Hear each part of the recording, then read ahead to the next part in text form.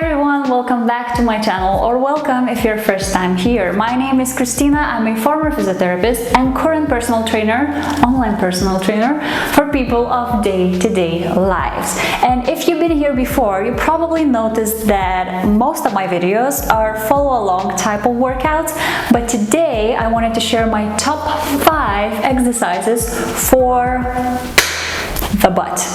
So it could be that some of the exercises I'm about to share are not new to you and you probably already tried them at some point in your workout, but I picked them because these are really effective in terms of activating your butt and growing it, and as well as teaching it how it's supposed to work in the whole chain of muscles, because no muscle is working in isolation.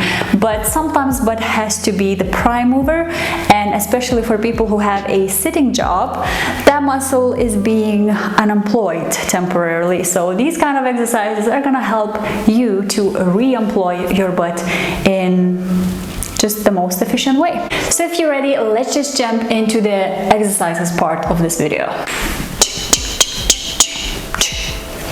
Okay, let's just go. So the first exercise would be a glute bridge, and I know it is a really simple exercise, but there are some important things to think about when you're doing it in order to make it effective. Okay, so from here you want to lay down on your back, and first thing I want you to think about is your heels. So you want to have them just slightly wider than your hips, and also not too far and not too close, just in the middle. So as you go up with your hips, you have this nice 90-degree angle in your knees. Okay? The next thing is your arms. So you want to have them up in the air, because if you're gonna have them down on the mat and you're gonna push up from the floor, you're gonna feel, you might not gonna feel, but actually your back is helping you to push up. So you want to remove your arms and you're just gonna have your upper back touching the mat as you go up.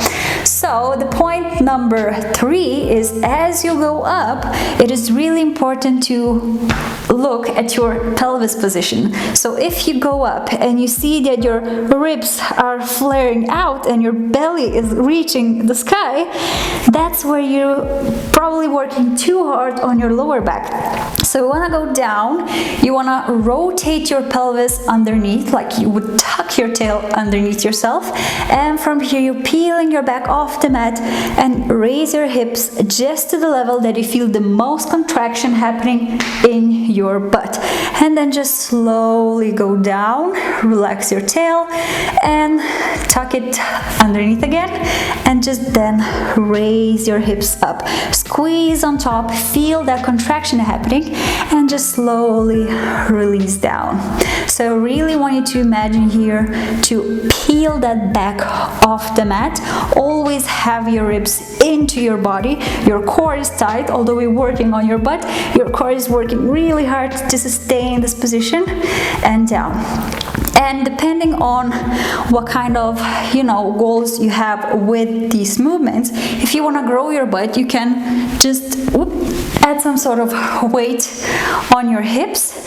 And now you can hold both arms actually on the weight and just lift your hips up and down. So remember, heels, arms, and butt. 3 points you need to think about for a really effective glute bridge.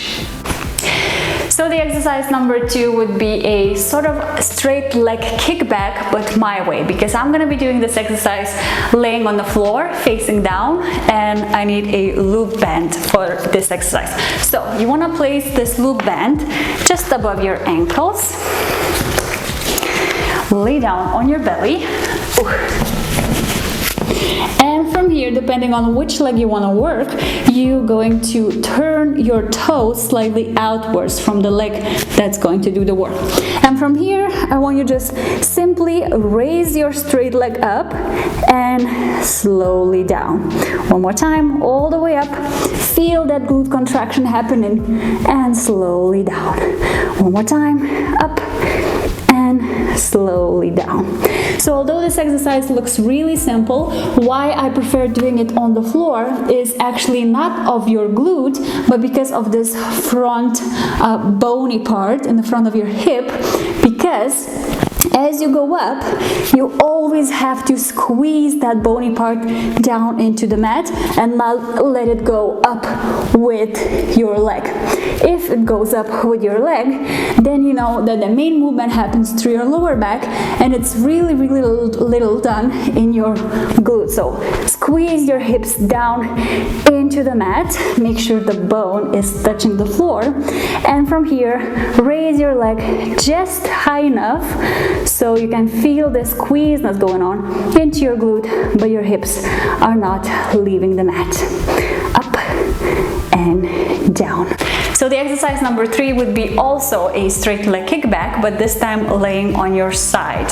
So for this one you also need a loop band, but this time we're gonna place it above your knees, just like so. And for this exercise, I would like you to have some sort of object like a wall or a couch or a chair or a box if you're in a gym setting behind you, so you have like a kind of the point where your leg has to push against.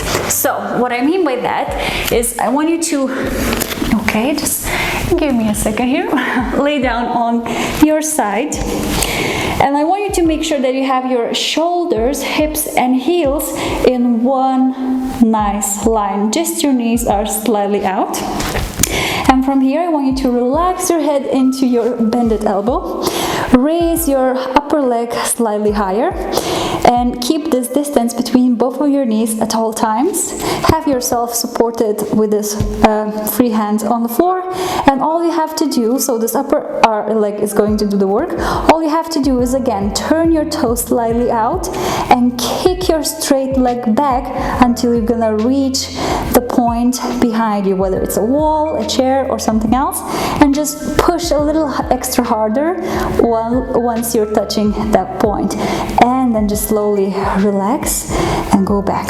I'm just finding myself a bit too far from my object here, and again, so you're gonna kick it back, touch the point, squeeze it a bit extra, and then relax. So you already have some load happening from this band, and as well you have to push it a little bit extra against that object, so it's gonna give a little bit extra stimuli for your butt. And squeeze, it's just the 3rd repetition and it's freaking burning. And relax as you go back. Inhale, as you extend your leg, exhale, squeeze, relax, inhale, again keep your core really stiff, don't let any movement happening through your core, and just use your glute to bring that leg back. The exercise number 4 would be a progression from a regular glute bridge to a single leg glute bridge. So although they are very similar, there are a couple of things to remember. So get yourself in your regular glute bridge position. Again, have your heels slightly wider than your hips. And from here, pick one leg which is going to do the first set and bring that leg slightly closer to the midline. From here, I don't want you to have your hands here, but rather touching the floor, because as you're gonna go up with your hips, it's gonna help you to maintain the balance slightly better, especially if you're new to this movement.